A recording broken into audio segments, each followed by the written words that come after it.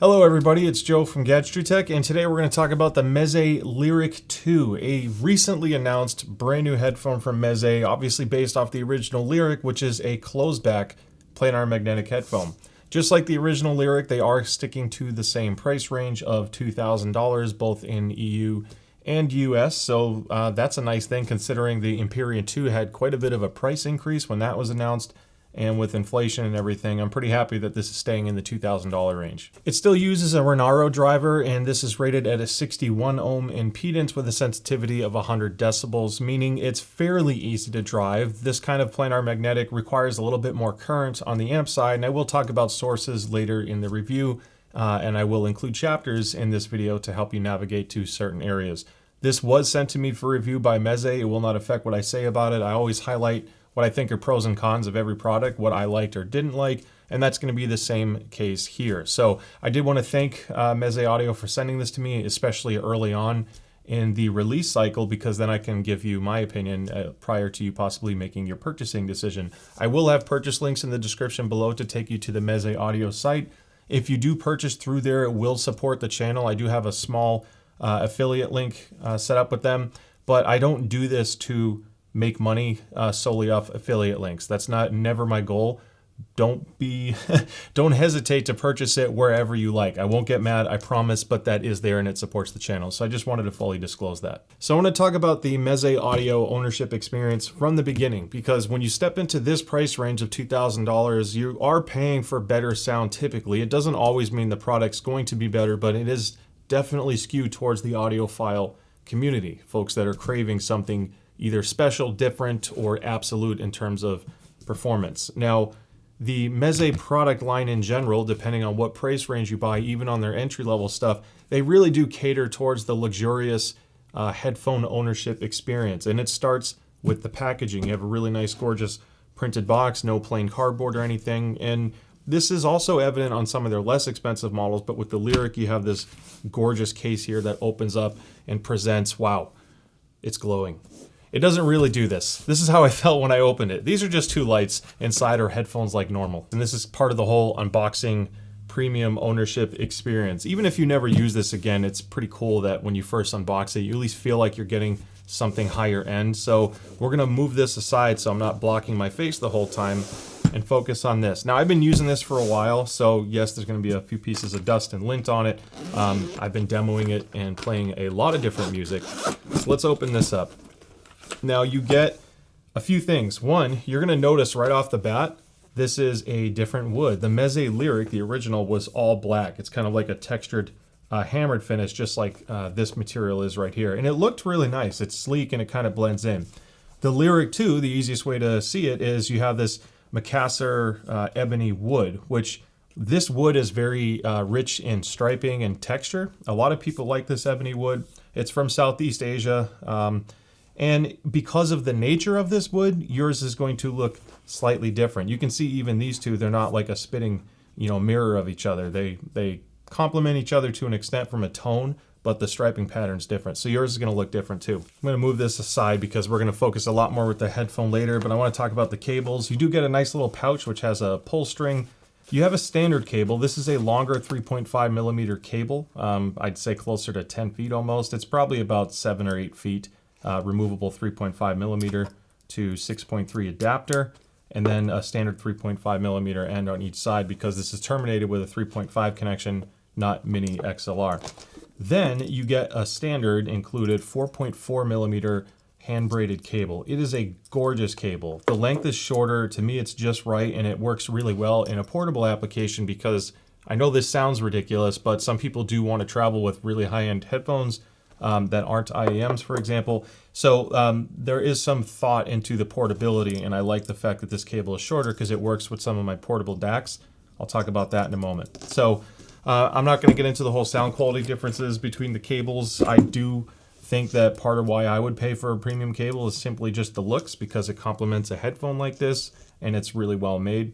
It's up to you if you think you can discern a difference or not. So I want to talk about build quality and comfort, because this is where Meze has firmly cemented itself as a top player in this space. They are, and especially with my Empyrean 2 review, I love the comfort of the Empyrean 2. It's one of the most comfortable headphones I've ever reviewed. And in the past month or two, I've been really happy with some of the stuff I've been getting. Like the Sennheiser 490 Pro that I just reviewed was also really comfortable thanks to the pads and the lightweight.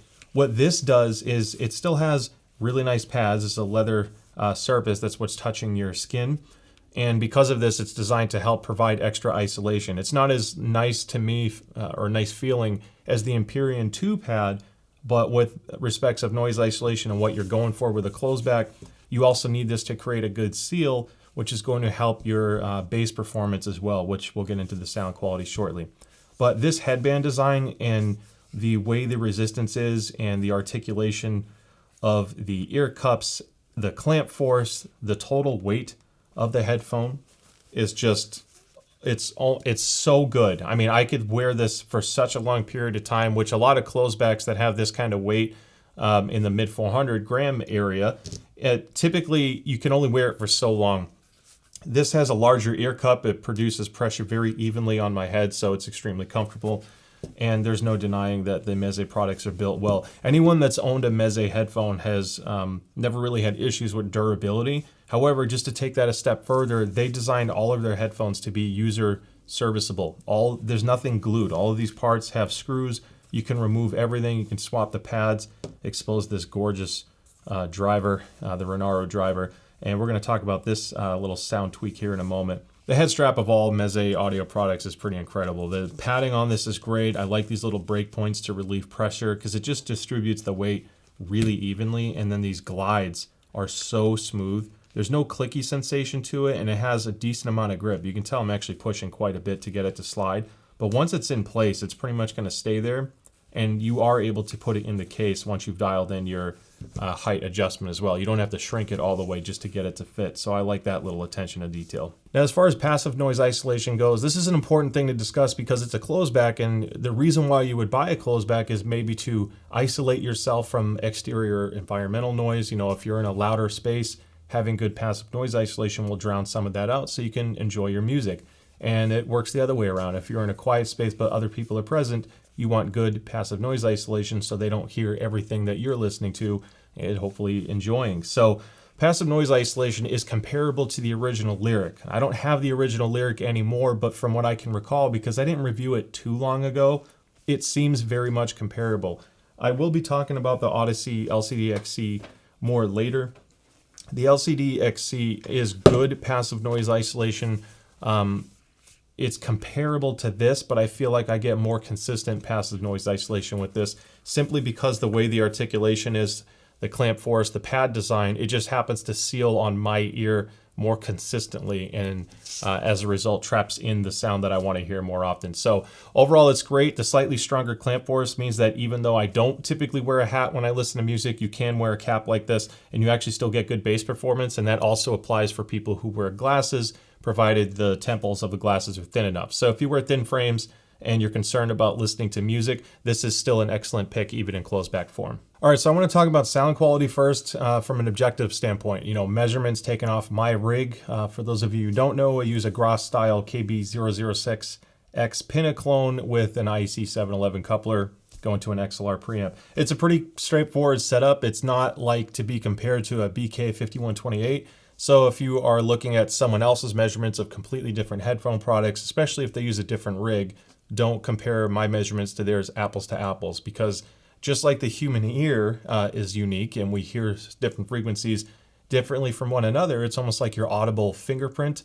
The same thing happens with measuring rigs. So you can use this to compare against other measurements on my squiggling site to help give you an idea. And we're going to start by comparing this to the original Lyric, which is a very unique flavor of audio presentation. So looking at the red line is the Lyric 2, and compared to the original Lyric, you can see right off the bat, the bass shelf is comparable. If anything, there's a slightly stronger bass shelf, at least for the way it's normalized on my graph here, but it carries into the 200 hertz region a lot more, whereas the older Lyric had a noticeable scoop. So if you want something that has a little bit more bass or warmth to it, now we're getting more of that Meze house sound on their closeback, whereas the original Lyric had deep bass, but it lacked some of that warmth and depth that people enjoyed on the older Empyrean and Elite products. So I'm really happy to see that they filled this in. And in addition to that, adhered closer to the Harman curve than the older Lyric as well. The lift from the 800 to the 1.5K region is reduced, and it makes it sound more natural. As a result, there is a slight scoop in the 1.5K region, but it's not terrible. It's literally only a couple decibels, and I never found myself missing out in that area. It's a very minor recess in vocals. You can easily EQ that back up, but I would much rather prefer this mid-range compared to the older Lyric. Then as you ascend in the frequency response, you have a really nice filled in region from 3 to 5K. I don't mind that there's a slight recess in the 4 kilohertz region, because to me, you get, depending on how your ears are, some people are more or less sensitive in the 4K region. So this is usually a safer area to have a slight scoop, and again, EQ to your personal preference. Now the mids were greatly improved, but a big change is also how they tempered the treble region. Now they have a new filter that's applied over the front. So I'm going to remove the ear cup, and you see this QWRM, or quarter wavelength resonator mask, and it's designed to attenuate treble frequencies above 7,000 hertz. It helps a lot. It's not as tame as I personally would like, but the end result is you still get really filled in mid-range, and now the treble is more tolerable without EQ. Personally, I tend to EQ everything I own to an extent. I always like finding products that have their own unique sound without EQ, and shop that first. But think of your EQ as like your final little touch, your dash of seasoning. When you get a great plate of food and you want to put a pinch of salt on it, that's your EQ. Now I want to show you a couple other measurements just to compare as well, because I had the Empyrean 2, and the Empyrean 2 has some similar mid-range qualities to the Lyric. So not everyone loves the Empyrean 2. I thought it was a great improvement over the 1 personally, because it was more filled in for the music I listen to. And you can see the green line, it's comparable. It's a little bit more forward in the 3K region. It has more warmth with less sub bass, and then comparably bright upper treble. This still sounds brighter to me in that high treble region, 10,000 hertz and up, compared to the Empyrean 2. So regardless of how my rig is measuring it, for me personally, I just thought it was a little bit brighter and a little bit more sibilant or sparkly at the top end. Now just to add one more measurement, this is the Audeze LCD XC, the closeback version of the LCD X that I absolutely love. It has such almost an opposite sound profile to the Lyric, at least without EQ. The bass is more rolled off. The bass sounds significantly more constrained, like it's trying to be let out, but it's just being told to chill. And then that forward region in the 2 to 3K area makes the LCD XC sound more shouty in comparison. Everything comes across as a little bit more harsh and grainy sounding, but the treble is much more enjoyable on the LCD XC because it's rolled off more naturally, and I do prefer the upper treble performance of the LCD XC, whereas I prefer the bass and mid-range sound characteristics of the Lyric 2. Now getting into sound quality from an objective standpoint, I do like the Lyric 2 a lot more than the 1, and I didn't mind the 1 just because it was something drastically different, and for some people they were looking for that. And I also alluded to, as you get older, your higher frequency hearing starts to roll off, whether you accelerate that wear at a young age because you listen to music too loudly, or just over time we naturally lose those upper frequencies. So that's why some people still loved the original Lyric, because it was emphasized there, and for some it made music sound more detailed again, almost like they were missing something before that's now finally back. This is still giving you a good taste of that, but I think it's more tastefully done, and as a result it's a more enjoyable sound signature. The bass extension is still there on the deep side. It has just as much depth as the original Lyric, but now it's also accompanied by more warmth and presence and higher bass notes, which is really helpful for listening to like rock music or a bass guitar. It sounds significantly better on the Lyric 2. Now the transition from bass to the mid-range and the way vocals are presented are a huge improvement for me, and this is what made me like the Lyric 2 more in general. You don't usually get, in my opinion, there haven't been a lot of closed back planar magnetic headphones that had a sound signature I really, really enjoyed. This is much closer. Obviously, I'm going to get into treble in a moment here, but I really like how seamlessly the bass integrates with the mid-range. This is such an important thing for string instruments that happen to have a bass note, or again, if you're listening to rock music and you want things to sound more filled in. That warmth is a really important thing. And, you know, to be candid, my preference on headphones is a little bit warmer profile, not overly boomy or bloated bass, but I don't like it to sound sterile or too clinical sounding. I want to enjoy the music, and frankly, a little bit of warmth helps me with that. However, the vocals come in really well also, and it's not too shouty or bright. If anything, there are a couple times where, depending on the octave of the voice that's singing, you know, how deep or high pitched it is, you get a little bit of a shift from the natural tone that you'd expect on something that has more natural timbre. Like if I compared this to the HD 650 line or 6XX, I like the upper mid-range timbre a little bit more. It just sounds a little bit more natural to me, but I still really enjoyed this. The only issue I have with the Lyric line in general is when you approach upper treble and you don't EQ. Now, again, depending on your hearing health, this could be a non-issue and you won't notice it at all. It's more of an issue for me with rock music or lispy or sharper S sounding female vocals. You know, the song Exile that has Taylor Swift and Bon Iver. I think I said Ivor last time and I got corrected. So hopefully I'm pronouncing it correctly. But that song Exile has tons of different tracks or, you know, musical notes going on. And Taylor Swift's voice has a sharper S in that particular track, and this certainly does not hide that, where this makes the male vocal sound a little bit more shouty, but it tames the S on Taylor Swift's voice. So it's a very different presentation. I do EQ this slightly. I pull the upper treble down only a few decibels, but you know, if you were looking at this from a 10-band equalizer, I would just pull 8K and 16K down, maybe 2 or 3 decibels, and kind of leave everything else alone and go from there. Or maybe add a very subtle bass shelf if you want even more bass. I find that the dynamics are decent on this, although it's still not approaching like a Focal product when it comes to dynamics. And that's like, you know, when you have a bass note of a punchy rock song, Focal seems to just punch a little bit better. And on the planar magnetic side, I still lean towards Audeze from a dynamics standpoint, especially if you like to EQ up the mid bass and you want a harder slam for rock. The Audeze LCD XC just punches a little bit harder.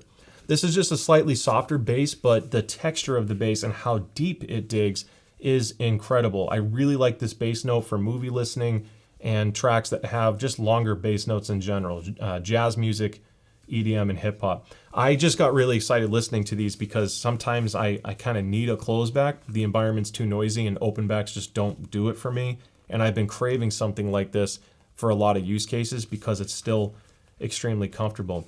There is one nuance that I get with the treble delivery, and that is it adds a little bit of a metallic flavor to certain things. It's the bass region carrying into the mids is extremely cohesive, and I love how they dialed it in. Honestly, it's the most noticeable improvement, and it made a massive difference in a lot of genres of music I listen to. The treble left unchecked with this slight metallic tinge to it, if you will, is going to emphasize things like cymbals and hi-hats. It's going to crash a little bit harder, and to some people that's going to be too much. And conversely, in the gaming side, if you're firing a rifle that's ejecting a bullet from the chamber, that ringing sound is going to sound a little bit more ringy. It's going to have a little bit more noise to it, and it really just comes down to personal preference. I can tame the treble slightly, but overall it becomes a much more cohesive package once I do that. All right, so getting into gaming, the Lyric 2 is excellent in its own right. It's obvious when you get into audiophile products, they're all going to be pretty damn good for gaming. You don't need to get a specific one to be better or enjoy your game necessarily more. I think comfort, if anything, is the most important thing for gaming because you often sit there for a couple hours at a time.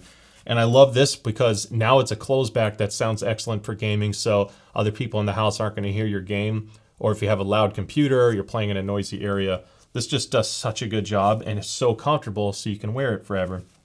As far as like ultimate positional awareness for competitive sake, the edge is still going to go towards things like the Sennheiser HD800S that I have to my left over there. I like that headphone a lot. It's a totally different presentation of sound. It doesn't have anywhere close to the bass extension of this, and the way this delivers the audio notes, it really helps with immersion. It just, because it has such deep bass extension, any explosion or thing that's put in the game to make you feel more engrossed in the content is just awesome on this. Would I wear this if I was trying to compete in a Call of Duty esports tournament? No, but for all my other gaming types, I can see enjoying this quite a bit. So I just wanted to touch on that briefly because I know a lot of people are going to ask about gaming performance. So I want to talk about how easy this is to drive, because I mentioned the 61 ohm impedance at 100 decibels. The Audeze LCD XC is only 20 ohms, and there are pros and cons to both. Ultimately, planars like these require or typically work better with high current amplifiers, something that even at low impedance can deliver enough juice to get these to behave the way you'd want them to. When you plug something like this into the new MacBook Pro, which I've used on a lot of headphone testing, it has an excellent headphone amp built into it, and it typically works better with dynamic drivers. But when you have lower impedance planars, the high impedance detection doesn't get triggered on the MacBook Pro, therefore you're stuck in the low current mode, and frankly, it doesn't sound as good. So a lot of external DACs will typically improve that, and I wanted to talk about a few here. So the Quiddelix 5K, it's a pretty legendary little unit, and it has more power in the 2.5 millimeter output. So I got an adapter. I use this on a lot of testing for different products that converts my 2.5 to a 4.4. I'll have a link in the description below. It's worked really well for a lot of applications for me. And you can use this as a Bluetooth DAC. So if you're connecting this to an iPhone, the reason why I bring this up is iPhones do not have a global EQ function. So depending on what app you're listening to, you may not be able to apply custom EQ to kind of get these to sound the way you want. So you get this little guy, and with this adapter, I know it looks a little funny. It has a ton of juice, and to me it sounds excellent. Then you have parametric EQ, so you can really fine tune your sound profile. It also works as a USB-C DAC, so you can always plug this in to a computer, a MacBook. It even works on a PlayStation if you switch it to the UAC 1 mode. The other one that made a noticeable improvement was the XB2 Balance from Xduo. This little DAC has a Bluetooth mode, high gain switch, also works as a USB-C DAC, and there's no global EQ built into this, so you do have to have some kind of EQ function somewhere else if you were planning on doing EQ, but the power output of this little guy is immense, and it sounds amazing. These were all noticeable improvements over my MacBook Pro, which again, like I said earlier, has a pretty good headphone amp. Then you have the iFi Diablo 2. This thing is just ridiculous. I've been working on reviewing this. I'm not quite done with the review yet. There's a lot of cool stuff that this thing does that I like, and it sounds incredible. I mean, you do get a noticeable improvement with amp DACs that have enough current and overhead, because you got to think when you start applying EQ, you have to lower your preamp to compensate, otherwise you're adding distortion. Otherwise, you're bringing various bands down. Either way, the end result of EQ is you typically have a lower volume slightly from having the EQ turned off. So you have to compensate with that with better source gear or more powerful source gear if you're still seeking that higher volume. So that about wraps up the review. And look, I know the Lyric 2 is not going to be for everybody. Some people don't like the idea of upper treble, but some people have been searching for a good closed-back headphone that does everything well but needs a little bit more energy on the top end, whether it's because of the music that you listen to, hearing loss, or just personal preference. And there's nothing wrong with that. The goal of this video is to help you find what the flavors are of those headphones so you can pick what's right for you. I do love everything else about the Lyric 2. My personal preference is to reduce the upper treble a little bit, slight bass boost in the upper bass if I'm listening to rock music, just to kind of help fill that in. And then overall, it becomes an excellent overall package because it's gorgeous. I know it's going to last forever. It's built really well. And perhaps most importantly for a lot of headphones is it's extremely comfortable. I can wear this for such a long period of time, and that's not something you can fix with EQ. So hopefully you found the review helpful. Again, I will have purchase links in the description below to help support the channel, but purchase it wherever you want. If you have the ability to demo this, there are can jams and headphone shows and stores that will carry products like this. I strongly suggest giving it a shot, maybe A/B it to the older Lyric or some other open backs you're considering, but just keep in mind some of the pros and cons that come with a closed back headphone in general. So with that being said, thank you so much for watching the review. I hope you learned something new about the Lyric 2. Don't forget to like and subscribe so I can see you at the next one, and I'll see you next time. Bye.